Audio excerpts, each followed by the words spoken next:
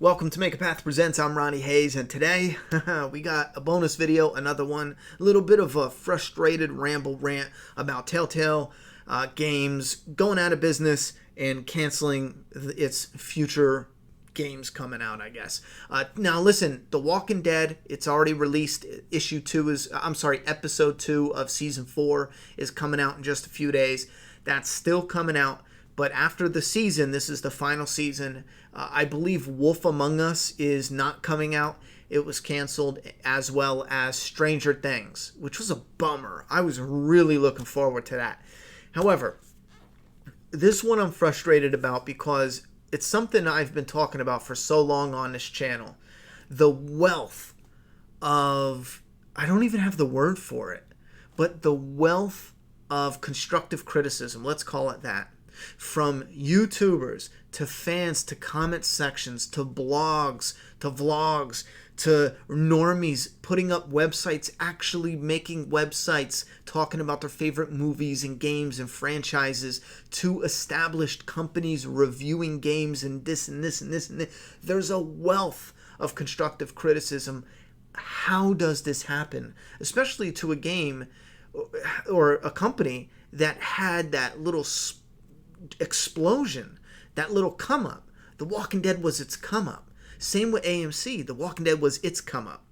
They need to keep that going. Same thing with Telltale Games. The Walking Dead was this come up, and then you do all these other IPs and you add people to it, and you upgrade what you're doing. You make it better. So you take the criticisms from season 1. Clunky gameplay, not as interactive, the choices suck. The choices were advertised as this huge thing, and in reality, it's really a disguise if you break it down. And this was in one of my season 1 videos that I had halfway done but never uploaded. But if you break down season 1, a majority of the gameplay is with the dialogue, and it keeps you into the story. But there's so many problems with it because there's, for example, even though this is coming from someone who enjoyed season 1's story and characters a lot, but I can't deny the problems with how it is set up and structured, and I hope they were going to polish it and make it better and add to it, take away shit that didn't work, and improve it for coming seasons. Like when you clicked on an option and you got a different option, and it wasn't a fluke, it wasn't a glitch, it wasn't a bug. They made it somehow where they give you 4 options, A, B, C, and D. And when you click D, it does E, which wasn't even an option. And then you start the game over and do it again, and it's the same option. It gives you an option that's not there. Then you watch a YouTuber play it, and it does the same thing when he picks it. And it's like, wait a minute, why? Anyhow, I'm going to read this announcement, and then we'll go into a little frustrated rant about this, and then say goodbye for fans of Telltale Games. This might be the end completely, unless, someone comes and merges with them, or investors show up out of nowhere, or this group of 25 pulls off some miracle. Again, I don't know what's going on behind the scenes. Not completely. We do know 9 months ago there was a lot of drama with the environment, the work environment. I'm sure that played a role in this. But let's jump in here. It says, today Telltale Games made the difficult decision to begin a majority studio closure following a year marked by insurmountable challenges. A majority of the company's employees were dismissed early this morning, with a small group of 25 employees staying on to fulfill the company's obligations to its brand and its board. To its board and partners. CEO Pete issued the following statement. It's been an incredibly difficult year for Telltale as we worked to set the company on a new course. Unfortunately, we ran out of time trying to get there. We released some of our best content this year, and we received a tremendous amount of positive feedback, but ultimately that did not translate to sales. With a heavy heart, we watch our friends leave today to spread our brand of storytelling across the games industry. Telltale will issue further comments regarding its product portfolio in coming weeks. Do you know why you didn't meet the sales? Because it wasn't interactive enough. It was just boring as shit to a lot of people out there. And this is something I ate shit turd after turd after turd anytime I mentioned any type of flaws on Facebook. And not coming as a hater, but coming from somebody who wanted to see season 2 get better, and then season 3 get better, and then season 4 get better. When I first heard about Telltale Games, The Walking Dead Season 1 from Telltale, I heard it was a point and click on steroids. And I went in knowing that it was going to be like a little bit of an interactive movie, like a webisode. I was fine with that. I had a ton of friends get the game as well. None of them lasted longer than a day. Every single one of them, mad as hell, hated it, downright hated it, boring. Even after I played it, I was like, listen, the story's good, the characters are good, it's not as interactive, it's not as, fun and interesting, and it's like playing a game that's fast-paced where you're always doing stuff. It's not that, but it's got heart to it, and they're going to build on this. I had a handful of friends I was able to talk them into it. Some of them loved the story, hated everything else, hated how slow and how it was a movie you just watched. And here's the problem. If they're making this and they say, we only want to make this type of game, I don't know what to do with that. You know what I'm saying? Because I'll be honest, I don't think this is catering to my personal preferences. I think this is catering to the majority of video game players. It's nice to watch the story unfold and with the characters and stuff, but you know what else is nice? Being in control a lot more than you are with Telltale's The Walking Dead. I thought by season 4 you would have a more of a blend of, let's say, The Last of Us. You know how you move around and fight and it's smooth and you're playing the entire time?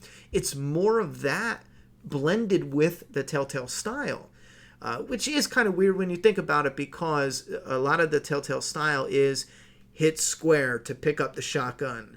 Okay, hit triangle to load the shotgun. The zombie's getting closer. There's a lot of people that don't want to play that. It is boring, and I don't blame them. I got to be in the right mood. And I'll tell you what, and I've said this a number of times, and I've eaten shit for it a number of times. If it wasn't for how much I enjoyed the characters and the story, and keep in mind, I enjoyed them enough. I have 2 action figures, 2 toys hanging on my wall of Clem and Lee. I like them. All right. If it wasn't for the story and the characters, I would not in a million years sit down and put up with the dialogue issues, the tapping the buttons, the gameplay as a whole, the entire gameplay, which is a huge deal. It's like I only did it just to see this story unfold with these characters and even the world. I did like walking around in that world, but I hated the restrictions with a passion. And I really truly feel if they would have just upgraded it a bit, instead of having these little sets, when you get to Herschel's farm, for example, but pretty much everywhere. Herschel's farm, the motel, the cannibal's house. You get like this little section of yard you're allowed to walk in. That's just this little tiny section of yard.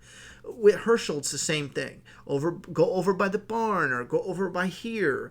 If they would have opened it out where you can actually walk all around Herschel's house and down over by the woods, into the woods, and make the story a little more alive and vivid and vibrant, have something going on. If the player wants to go into the woods, something can pop off. If a player doesn't even go near the woods, you skip that part of the story. It's totally up to you. And with the story choices always frustrated me.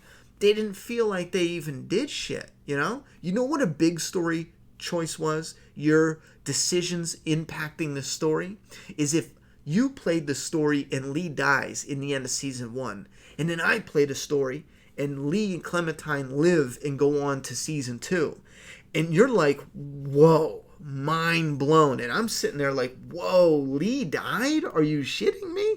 And then you go back to play it to get my ending so Lee can live. And then I go back to play it because I'm a sick bastard. And I'm like, oh yeah, Lee dies at the end. And that's where you get into the problem where you need to finally tune it, because you do want to tell a story, but at the same time you want to give bigger options and tell possibly multiple stories, multiple different endings, for example, for your audience. I didn't feel like those endings were big enough. And these minor characters where you might have this minor character or side character live and I might have them die, For me, I just did not care, mostly because it was just too much of a side character. With that being said, I think the strong suits really rested in its visual style. Never changed that. I loved the visual style blended with the characters and storytelling. I didn't like all the storytelling. When I got to the cannibals, I'll be honest, I was already sick of it. It was neat, but it was done before. We've already got that. You saw it coming a mile away right when they started building up to it. There was cool stuff in there and stuff I really did like. And we're going to do a Telltale series video. I've been talking about this for years, but now that it's ending, hell, we might as well cover the whole series in a different light now. Covering all the pros and cons and maybe some ways explaining in detail how they could have changed it up to maybe keep this alive.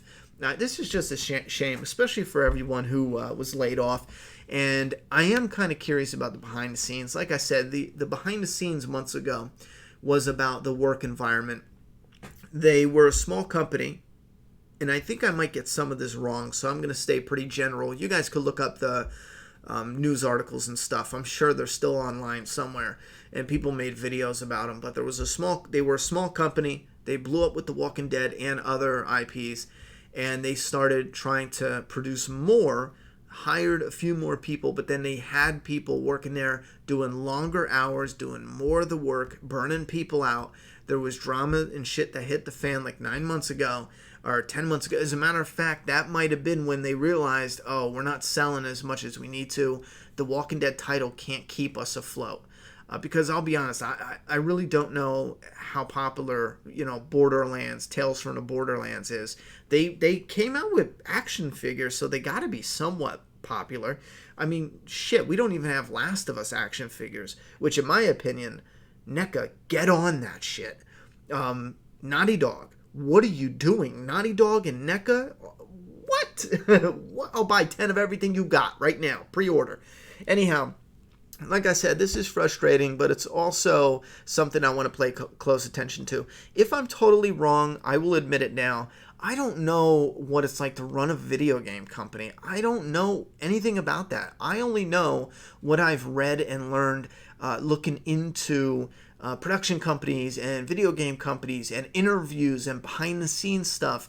That's where my wealth of knowledge comes from. I've never worked in a video game company, so I could be totally wrong. But this time, I really don't think I am. I think if they would have buffed The Walking Dead and the rest of their games with a buffed up gameplay system, more interactive gameplay system with less bugs and glitches, man, I really think they wouldn't even be facing this problem today. Or maybe they would be facing a less dire problem than they are today. But you guys give me your thoughts and opinions down in the comment box below. I know I had to make this video and discuss this with you guys because there's a lot of Telltale fans in the community, but it's also something that I'm already thinking in my head. I want to dive in here. I want to try to interview some people. I want to know what contributed to bringing them down. Was it other stuff behind the scenes, or was it really that they had a good 70% of the magic or 60% of the magic? They were on to something. The visual style, the stories, the characters. But let's say there's a 40% something that was missing, and it was just enough to drag them under. You guys give me your thoughts and opinions down in that comment box, and don't be afraid to say, Ronnie, you're totally wrong, I think it was this, or simply put, there's just not enough fans that's into point and click on steroids. More fans are into the more interactive. As frustrating as Fortnite gets, or any other game like Call of Duty, Fortnite, any other shooters, even games like The Last of Us or Grand Theft Auto, Red Dead Redemption 2, they're so beautiful and interactive, and with the stories, not all of them, but you get what I'm saying about how interactive they are. I'd probably pick one of those any day over Telltale unless I'm in the mood for that story. It's rough. It's rough. I'm sticking with that. Thoughts and opinions in that comment box. I'm done talking. It's your turn. Oh, you know what? I also want to let you know, I am focusing on more of the negative stuff I feel because I am frustrated. I feel like this could have been avoided. But with that said, I don't want that to take away from what I did love about it. So don't go out there and say, oh, Ronnie hates them. That's not true at all. Again, visual style, characters, story, even some of the gameplay and even some of the point and click gameplay, the way they did it, I really dug it. But I felt like it just wasn't enough. All right, thoughts and opinions down there. I'm up here and I'm done talking. That was so stupid.